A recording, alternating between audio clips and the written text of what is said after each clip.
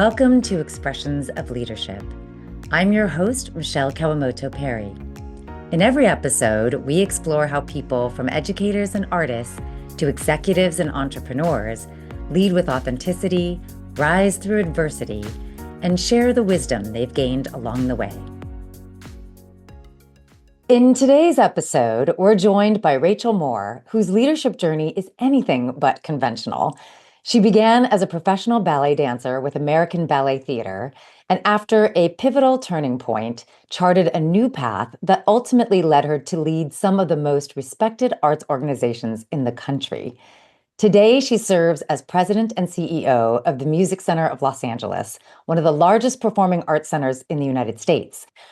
There, she leads an organization with more than 1,400 employees and a mission grounded in a powerful belief that the arts are not a luxury, they are a public service that makes people's lives better. In this conversation, we explore what it means to lead with humility, to challenge systems rather than individuals, and to build organizations where dignity, opportunity, and community are at the center.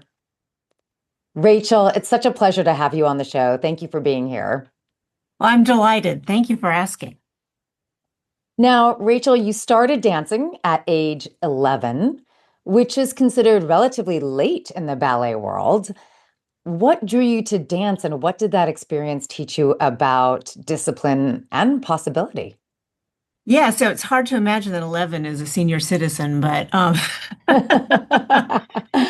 I grew up in a relatively small town, Davis, California, which is in Northern California, and my friend at the time and I just decided to take ballet class, and it was in the multi-purpose room of my elementary school where we had folding chairs. And I fell in love with it. I fell in love with having music. I fell in love with being with my friends. But I also fell in love with this notion that the studio was a safe space for me, that I understood the rules. There are very clear rules in ballet about what is, proper, what's not proper, what looks good, what's not good. And as a kid, where the world seems incredibly chaotic, having this place where I could at least understand what the rules were was a really beautiful thing. And at that point, it was really just about being with my friends and having fun and, getting to perform. And it was joyful. And your professional career with American Ballet Theatre lasted 7 years before a serious injury ended it. That kind of transition can be deeply personal. What was that moment like for you emotionally and professionally? Oh, it was extremely difficult. So I had been dancing professionally, and I'd spent my childhood, teenage years, you know, s- training 7 days a week. My parents drove me from Davis to Sacramento every day. I really focused on two things at that time, and that was dancing and school. My parents, who are both economists, felt that it was really important that my grades didn't suffer. So the rule was if you get more than one B, then you don't get to go to ballet. So I was incentivized to do well. And that was actually a great gift to me. At the time, it didn't seem like a gift, but it was absolutely a gift because I saw that many of my colleagues, as I got older, whose parents allowed them to leave school at 15 and 16 and move to New York and to train, they didn't have as many options as I did. I had, good high school grades, and certainly my parents had inculcated a love of education and reading, which was critically important as I transitioned away from dancing. So, I had this foot injury. They did surgery. And I was in a cast for 3 months, and there were no guarantees that I would be able to get back. And I needed to really think about, what would happen, what was plan B. So during that time, while I was in a cast, I took my achievements and SATs, and, thought about my next steps. I was able to get back to dancing somewhat, but still in considerable pain and taking painkillers just to get through the performances. And I went back to the doctor, and they're like, well, yeah, we can break open your ankle again, and then we'll see what happens, and no guarantees. And at that point, it seemed like the world was telling me that it was time to make a change, that I did not want to spend another year in limbo. And I was very, very fortunate that Brown accepted me as into college on a full scholarship. And I have to give a shout out to Brown because they were pioneering in accepting non-traditional students early on. Back in my day, most of the major schools wanted you at 18 or 19, and they didn't want you at 24 or 25. They weren't prepared for it, and Brown was. But it was an extremely difficult transition from saying goodbye to not only the world that I knew well, but my identity. I had always thought of myself as a dancer, and suddenly I wasn't a dancer. And so I thought, well, if I'm not a dancer, I'm a nothing.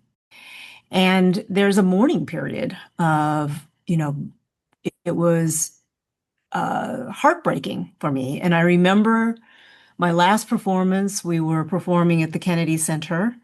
And I remember walking back to the hotel from the Kennedy Center and sitting on the sidewalk and just sobbing because I was saying goodbye to a life that I knew well, but I was also saying goodbye to being in pain every day. So it was, two very different things, but it was definitely hard, that transition. And also it was hard.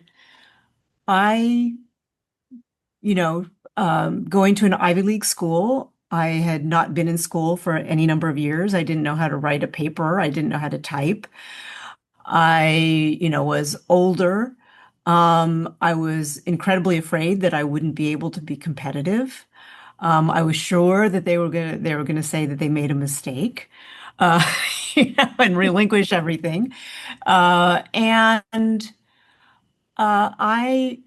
I also blamed myself in that if I had been a better dancer or something, if I'd done something differently, that I would still be dancing. And so it was the first year I was at Brown, I didn't speak up a lot. I'm not a shrinking violet by nature. Um, but I was really going through a crisis of identity, and it took time to work through that. And while you were there, you ended up studying ethics and political philosophy. How did that academic experience influence your understanding of leadership and ultimately justice? So, yeah, I got my undergraduate degree in ethics and political philosophy with a minor in public policy. And walking into Brown, I didn't know much about that as a field. I spent my first couple years exploring lots of things, but the philosophy classes really captured my interest and attention. And then this notion of what is a just society? What is, how do we construct a system that allows people to be treated well? And this was really important to me because when I was dancing, most of us dancers were not treated terribly well. You were worked very hard, and we were very young, and the competition was fierce. And it felt a lot of times like we were expendable. And that's a pretty tough thing to go through. And so as I was at Brown, I wrote this paper that was basically looking through the lens of sort of our philosophical theories. And so it was using some works by a post-Marxian feminist theorist, I did an examination of the professional dance world, ballet world specifically, and it was revelatory to me because that was the moment that I realized that it wasn't me, it was a system that was broken. And realizing that it was a system gave me such agency. It reframed how I saw myself, but also about what I could do. And so it was, people say, oh, philosophy, that's not, that's not a practical degree, but it was incredibly practical to me. And I really started to think about what does it mean to live in a just world? What does it mean to have a just workplace? And how could that be applied to the world that I knew, which was the arts? And so it was of seminal importance that I got this degree and started thinking those ways. And frankly, it has informed my entire career. And in fact, one of your core philosophies now is to treat people as moral equals, but not necessarily equally. Right. Can you unpack what that means in practice as a leader? When you run large institutions, we have a tendency to have all these policies, and legally you need to treat people equally on certain levels.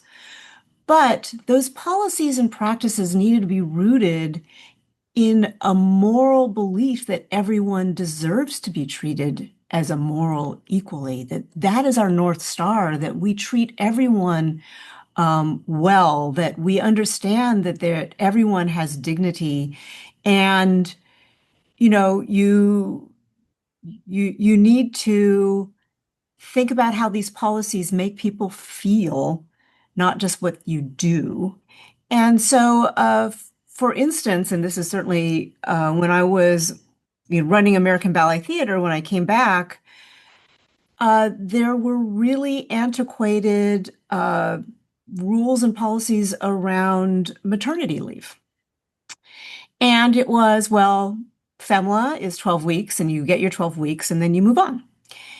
And I thought that that was really unfair and unproductive because you have these extraordinarily talented young women who we cherished in our workplace, but we weren't treating it with flexibility. It's like, well, maybe when somebody comes back to work, they want to do 3 days a week for a while, or they want to do part-time.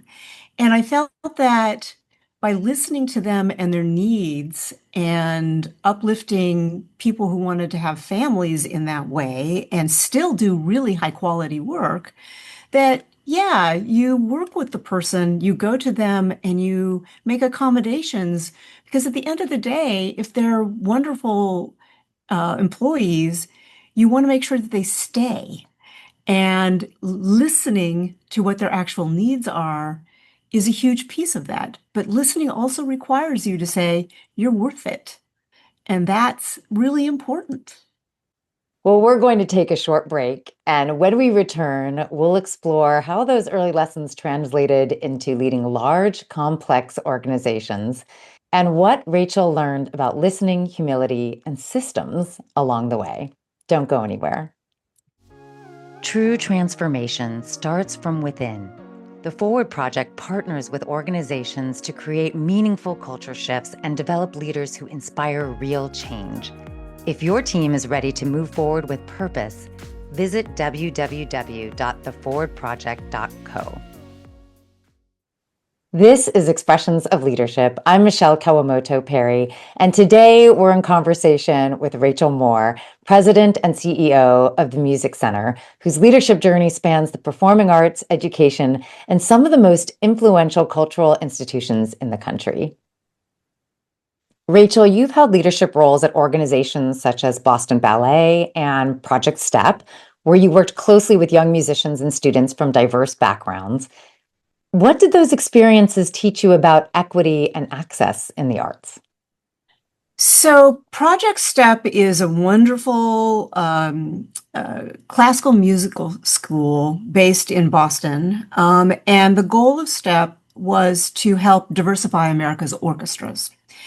And so we would go into the Boston public school system, into the kindergartens, and identify talented kids of color and give them incredible training with some of the finest classical educators going, with the hopes that they would be prepared and competitive when they were 17, 18, 19 and start auditioning. And it was a wonderful learning experience because I learned a lot about how little I knew about race and the power disparities around it. And that was really, and I'm still learning every day. I'm not saying that I got it nailed. I certainly do not. But it really opened my eyes and it made me much more sensitive to the challenges and also, you know, the correlation between race and financial resources and how unfair that was. And, you know, embedded in Project STEP's DNA is this notion that there are talented kids everywhere. It's really the, the challenge is getting kids the access to the training at the highest quality that is keeping young, talented musicians of color from ascending into big professional jobs. So that was really great. And then I moved on to run Boston Ballet School for a number of years, and that was a much bigger organization. At the time, it was the largest professional ballet school in the country with about 2,000 kids enrolled. And I had 3 facilities and multiple staffs at the facilities. And I can tell you that what I really learned there was that if you don't listen to the front line, you're gonna really misstep. And, you know, listening to the teachers, listening to the administrators at each of the places, putting aside your ego and trying to figure out what is really best. And I absolutely, you know, didn't always achieve that, but I learned a lot. And I worked with such wonderful people who were forgiving of my frailties. But I think that that's when I really understood that you can, the beginnings of the higher you go into an institution, the more you're in a bubble. And you have to actively fight against that bubble if you're going to actually do the right thing for the people you're working with, the people you're working for, and ultimately the institution. And as leaders rise in organizations, especially if they're larger organizations, it can become harder to hear honest feedback. Absolutely. How have you intentionally stayed connected to frontline staff and their perspectives in larger organizations? So at the Music Center, we have 1,400 employees. I believe in a flat institution. I'm not super big on hierarchy to begin with. There's obviously a need for a functional hierarchy, and at the end of the day, I make the call. But on my executive team, I have a group of incredibly smart people who represent very, very different points of view. So, for instance, the marketing point of view is going to be different than the finance point of view. There's just going to be different than the programming. And I want to hear all these different points of view because at the end of the day, you need to get to the right decision. It's not about my decision. And you need to hire people who are willing and able to tell you, to give you feedback when you're doing something they think is dumb or tone deaf or what have you. And that means that you need to have a kind of trust and relationship with those people that they do feel like they can give you that feedback. I think that's a very important part. And then we also have regular meetings with my direct reports, which is about 30 people. And we try to talk about real things. And we have talked about leadership at length in these groups and what does it mean to be a leader and what do the practices look like. And we also have started employee resource groups, which allows for a completely different source of feedback from groups constructively. It's not, the ERGs, I didn't really know about them being from the nonprofit world, and it wasn't super common. But having groups that have affinity, but also are trying to help the institution learn about cultures or, group needs and help us as we build our programs or we build our operations to be more attentive. And so it gives another way of listening. But I think that it is incredibly important to remind yourself every day that there will be people who say what they think you want to hear, and to question that, question yourself, and put aside your ego so that you can hear it, even if you don't want to hear it. And it's an ongoing challenge and process.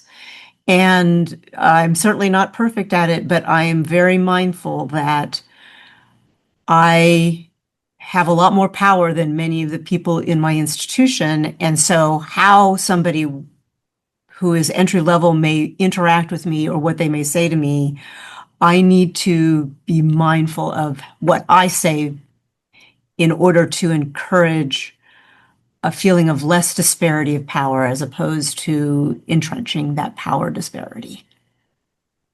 And speaking of power, you've also said that humility is very important. What does humility look like in practice for you? Well, I think it is the listening and listening to people that you don't want to listen to. And I think it's not about me. It is about the mission. I am here to steward these incredible buildings, these 4 theaters, this park, these big plaza for the future. And I serve the people of Los Angeles County. And that needs to be my North Star are the decisions that are being made for my ego or to make me look good, or are they really to serve the people that our mission and vision are focused? And that is a very outward looking approach. But I also, feel that humility, you see it in, having these ERGs, creating constructs that allow for people to have a voice.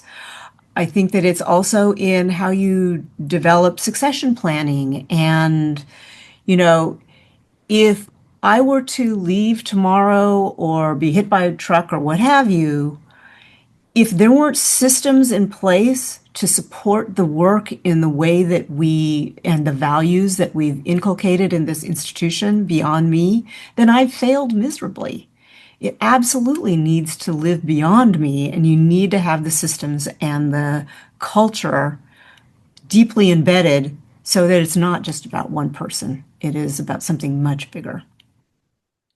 Well, we're going to pause for a moment, and when we come back, we're going to dive deeper into Rachel's time leading American Ballet Theatre and the challenges of stepping into a role during a period of instability. Stay with us.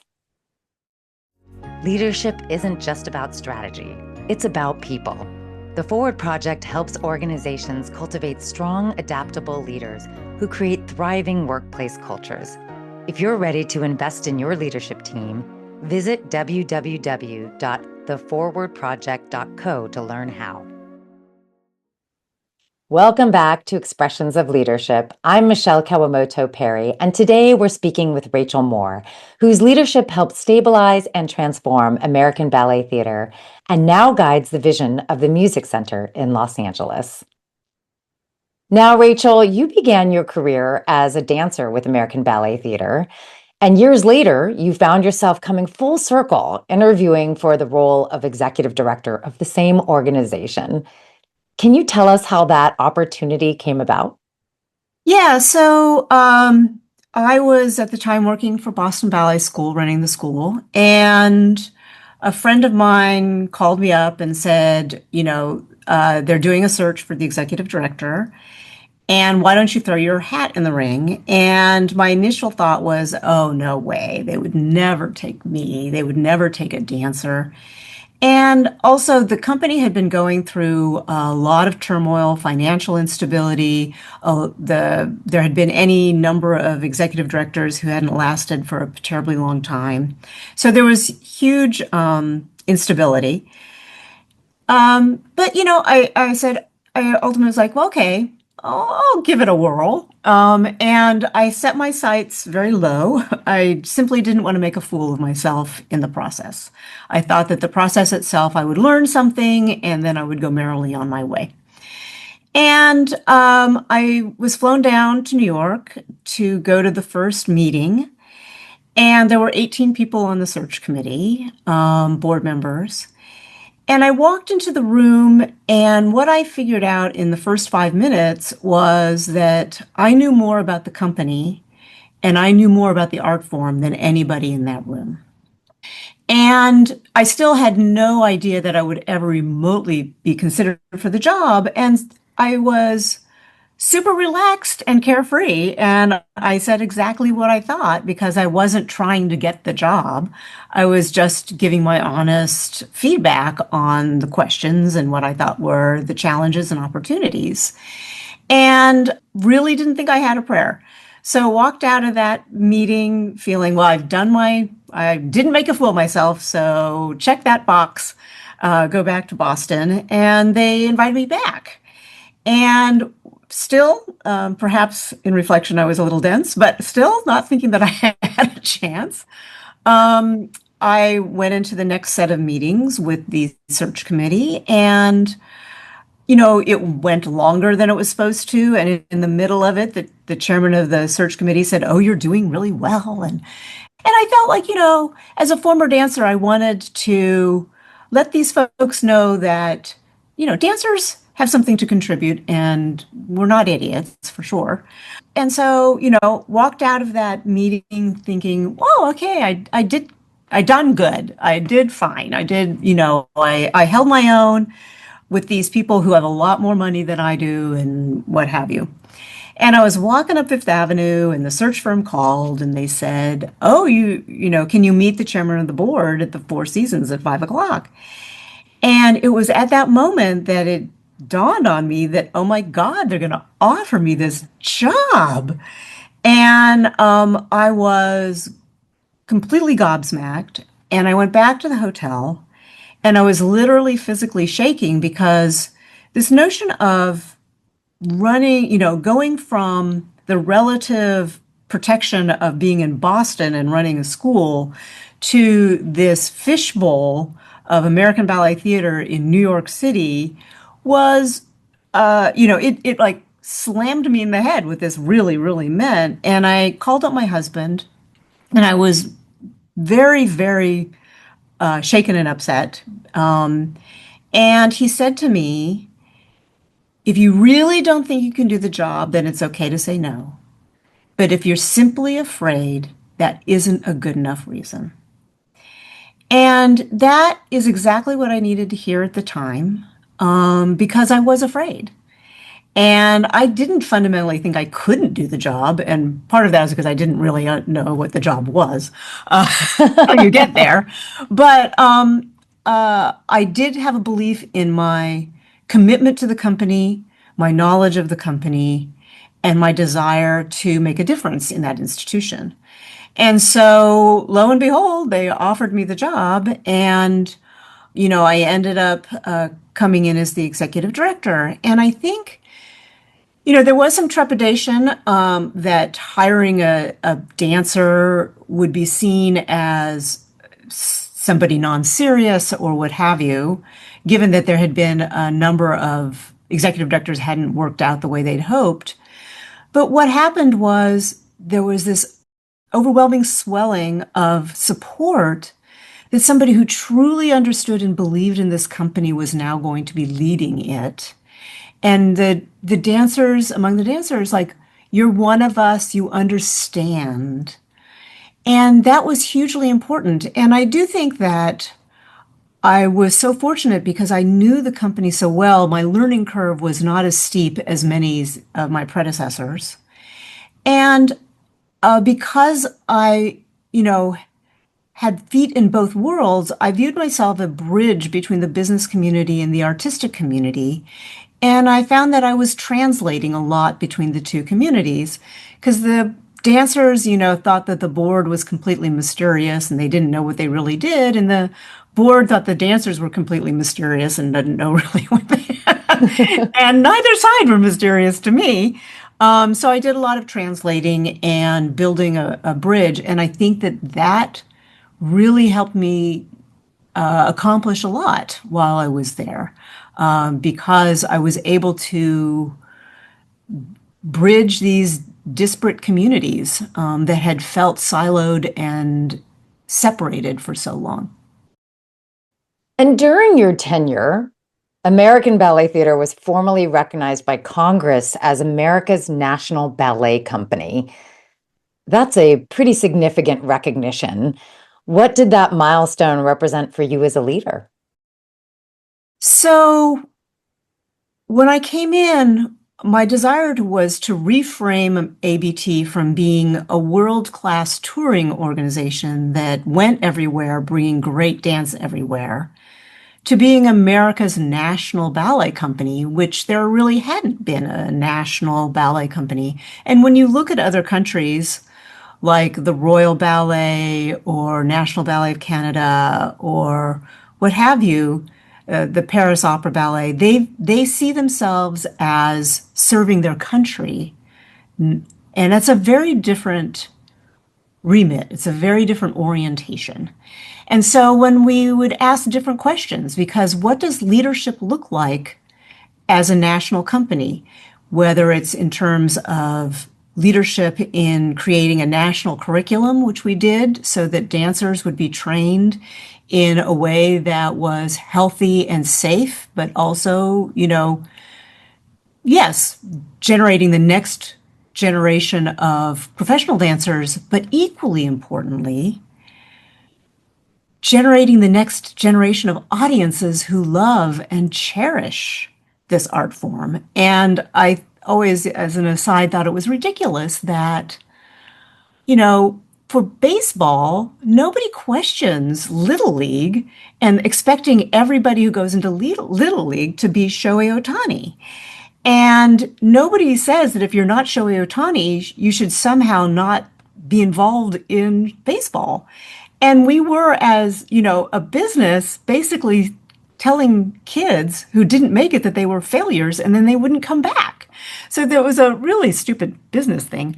But more broadly, I wanted people who took dance lessons to get good training so they wouldn't end up injured, but would be inculcated with this love of the art form and want to be patrons and supporters going forward. So that's a national viewpoint as opposed to, just training dancers to join the company. Also, where we toured, what works we created. We toured all over the world. In fact, President Eisenhower changed ABT's name from Ballet Theatre to American Ballet Theatre so that when it went behind the Iron Curtain, it was serving as a cultural ambassador. So to get the designation, I hired, like every red-blooded American, a federal lobbyist. And we spent a lot of time in Washington pounding the halls of the House and the Senate. And we constructed a resolution that was bipartisan. So we had both Republican and Democratic support in both houses, and we got this through. And it was really exciting for me, but I think it was also this wonderful acknowledgement of this company at that point, 75-year-old company's importance going back and looking forward. And so it really, since that time, the company does see itself differently. And we used to say, we're bringing dance to America and American dance to the world. And those are words that I think really resonated throughout the institution and continues to do so.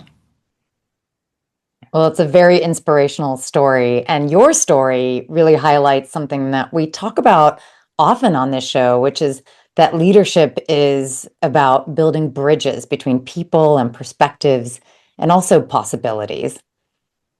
We're going to take another short break. And when we return, we'll talk more about Rachel's current role leading the Music Center and how she's reimagining what a performing arts institution can be for an entire community. You won't want to miss it. Are you looking to connect with an audience passionate about leadership, growth, and success? Become a sponsor of Expressions of Leadership and align your brand with inspiring conversations that make an impact. Contact us at letstalk@expressionsofleadership.com to explore sponsorship opportunities.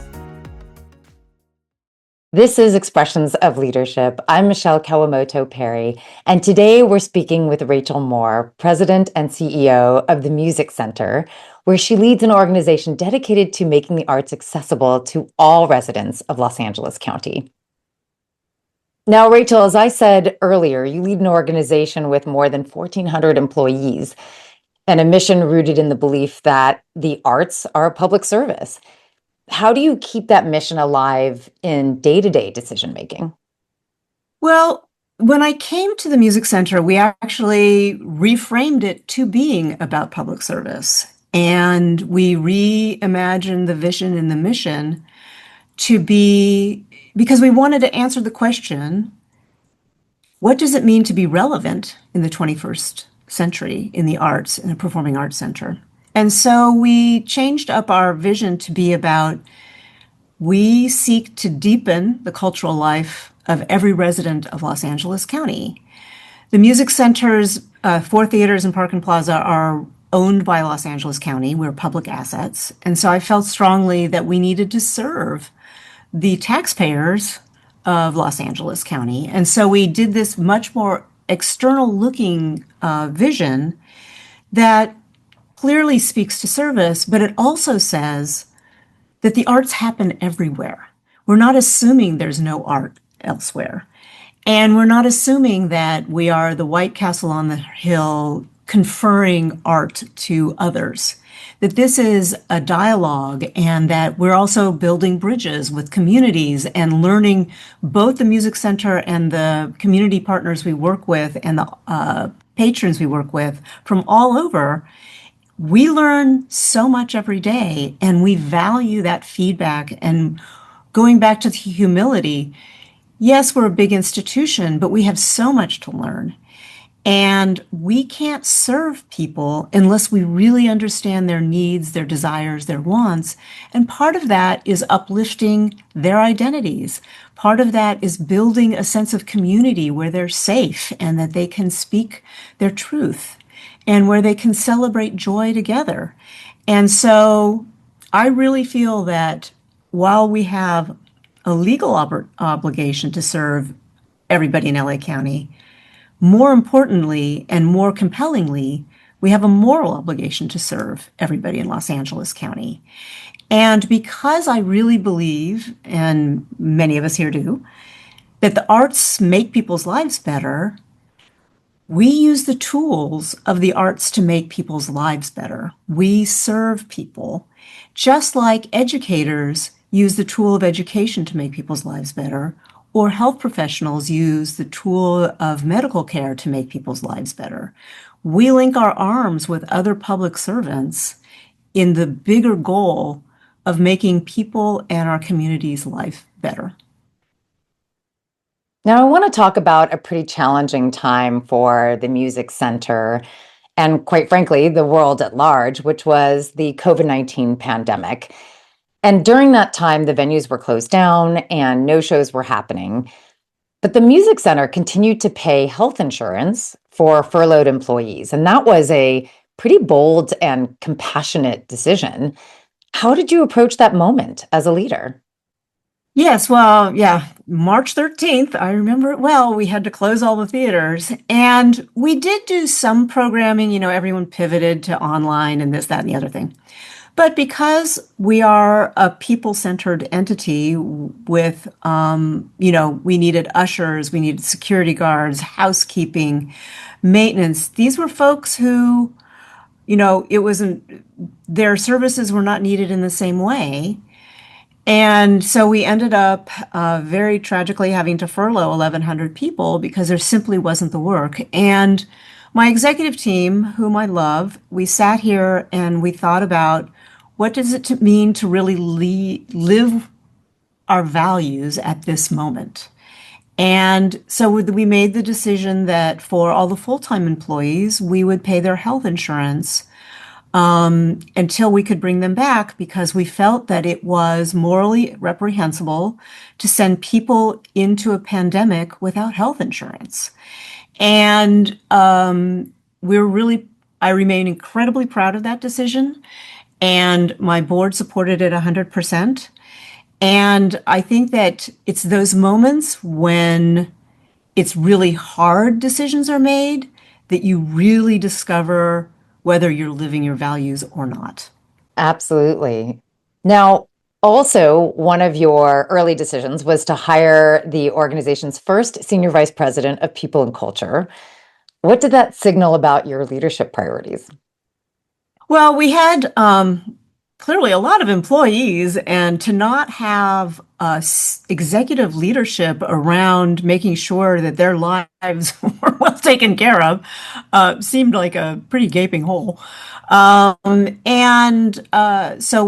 hired this position, and it's people and culture because it's, I structured the job to be 50% HR and 50% about culture because we needed to be adapting to the changing times that we're living in. And we also just needed to button ourselves up on the HR front.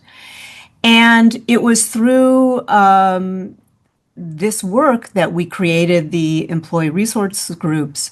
We started doing a lot of training around leadership because notoriously in nonprofit cultural institutions, people are not given the tools of how to be a leader, how to be a boss, how to be a productive manager. And so we invested and have continued to invest in our people in a way so that they can do their jobs better, but also if they have the tools when they go off to other companies, they can bring their tools with them. And it was a really important moment that said, we're not just here to work, we're here as a community of people like-minded working hard, but you also need the support that you are getting the benefits that you need, that you're getting the educational growth, that you're developing. All these things are so important. And I think, I'm sure that anybody who's listening to this has run anything understands that retaining is so much better than having to have a revolving door for people. And what we found for this instance, when COVID was starting to abate, and a lot of people were having trouble hiring, because we had invested in our people with the health insurance, they came back. They knew in very real terms that we had their back.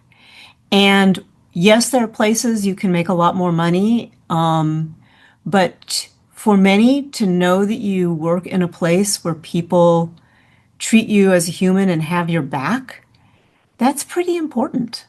And it gave a sense of, stability that I think a lot of places didn't have right after COVID. And developing leaders is such a critical part of sustaining an organization's culture.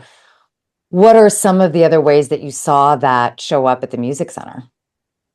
Well, we certainly have implemented for the first time a real review process and training people on how to have tough conversations.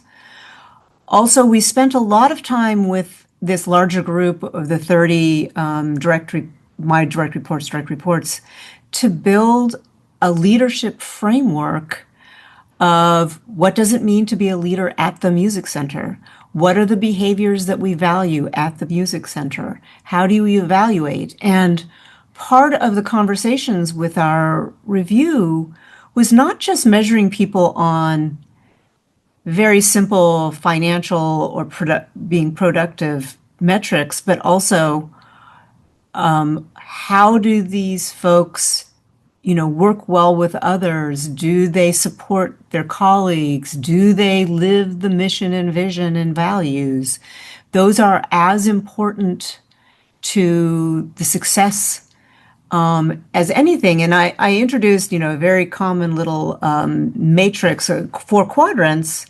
And so if you look at the 2 axes being ability to execute and commitment to vision, the sort of the bottom quadrant of they can't execute and they're not committed, those are the people that probably aren't a good fit for you. Then the rock stars are the people who execute well and are hugely committed.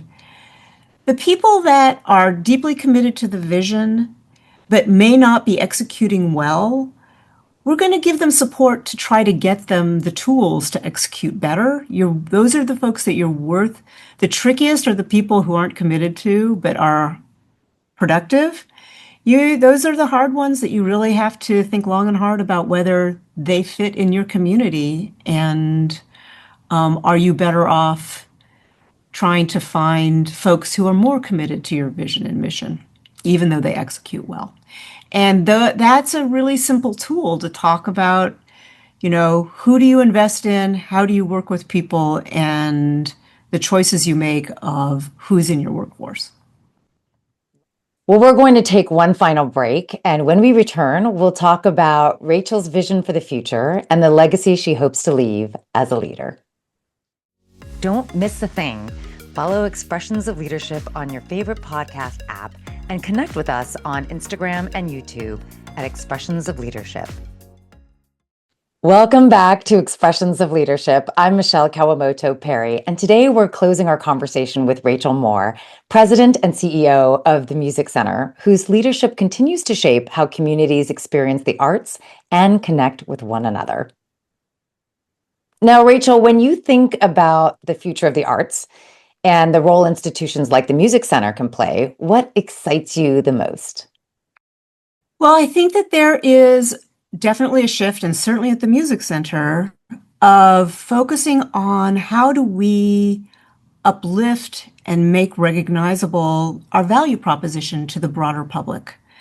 And I think that in the past, many arts institutions have not done enough work to say how we're making people's lives better and why it's important to have a place where your identity is affirmed and where you can come together as a community and share experiences that support your sense of humanity. These are critical attributes to what I think is a functioning democracy.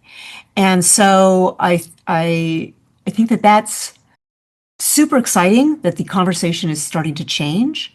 I think it's also super exciting that we're having conversations about what the actual artworks look like. And when I look at the ballet world, my home base, many of the major ballets that are in the canon really are about white European men, and the women, we joke, at the end of the ballet are either married or dead or both.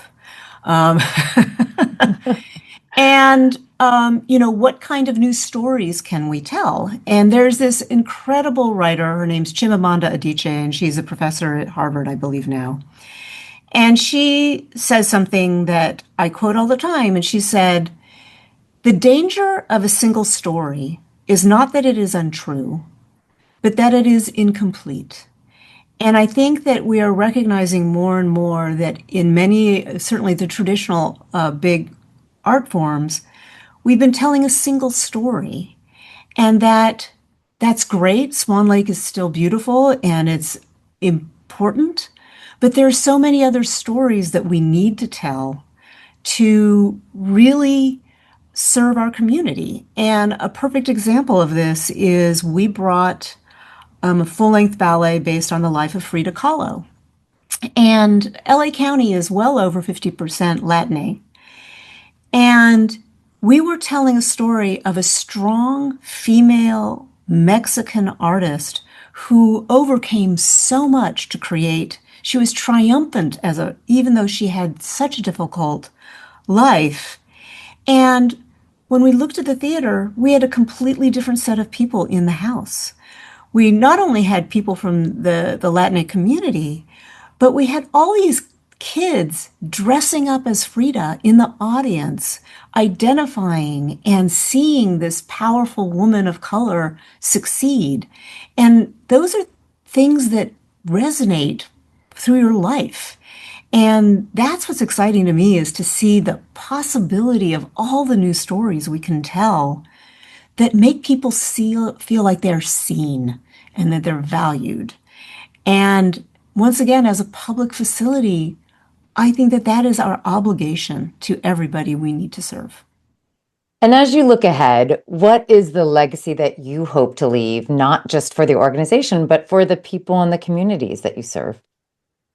Well, I hope that when I leave, people will see the Music Center as a place for them, that we are welcoming, that we have lots of programs for lots of different people at lots of different places, that they're seen, that they're valued, that we're a place that's about joy and community, not about living in an ivory tower somewhere over yonder, that we really are their music center, this community's music center, and that I hope that by reframing the Performing Arts Center like this, that we can also serve as an example for other institutions, both nationally and internationally, who are seeking to make some changes. Not that we get everything right, but we are, I think, have done some incredible work in this area. And California is demographically where New York will be in 20 years.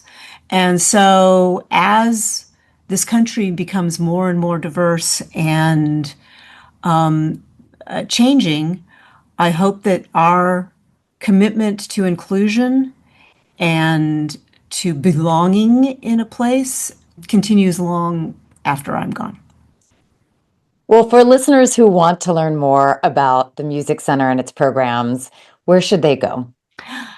Our website is a good place to start, www.musiccenter.org. And we'd love to hope to see you at something we do. But we are truly want everybody to feel like they can have fun and find joy and find themselves in some way connected with the Music Center. Well, now it's time for our wisdom and whimsy segment of the show where we get to ask the guest one advice question and one fun question. Starting with the advice question, what is one piece of leadership advice that you would offer to someone stepping into a role that feels bigger than they feel ready for? I think that I have to go back to what my husband told me. If you really don't think that you can do the job, then you shouldn't. But simply being afraid is not good enough reason. And I think that if you step into a bigger role and you're not afraid, if you're not on your toes, as it were, then you're probably not right for that job. You should walk into jobs curious, open-minded, understanding it's going to be a journey. Some days are going to be good, some days are going to be less good. But if you're complacent, you shouldn't be doing that job. You should always be striving for something and living a little bit out of your comfort zone, or maybe even a lot out of your comfort zone, because that's how you grow. And now for the fun question. As a big reader, do you have a book that you return to again and again? And if so, what is it? And why does it stay with you? So I love Jane Austen's Pride and Prejudice. It is my go-to comfort food book. I love it. I love that it's written so beautifully and perhaps a little snarkily. I love that it's written by a woman. I love that it's a story of the smart girl who succeeds, not just the pretty one, and that there's this commentary about the absurdity of some of our social behaviors. And I love that she stayed true to herself and was triumphant. I love that, and I love the sense of these two sisters and her friends supporting one another. I, certainly at that time, women had very little power and very little agency. And it was only through joining together and supporting one another they were going to make it through. And so I think that is a beautiful expression of how, when we support one another, it really turns out for the best. Couldn't agree more. Well, Rachel, thank you for your thoughtfulness, your humility, and your unwavering commitment to using the arts as a force of connection and dignity, and also opportunity. And as a resident of Los Angeles, I'm so grateful for your leadership at the Music Center. Well, thank you. Thank you. Delighted to be here. And to our listeners, if this conversation resonated with you, be sure to follow and subscribe to Expressions of Leadership wherever you listen to podcasts.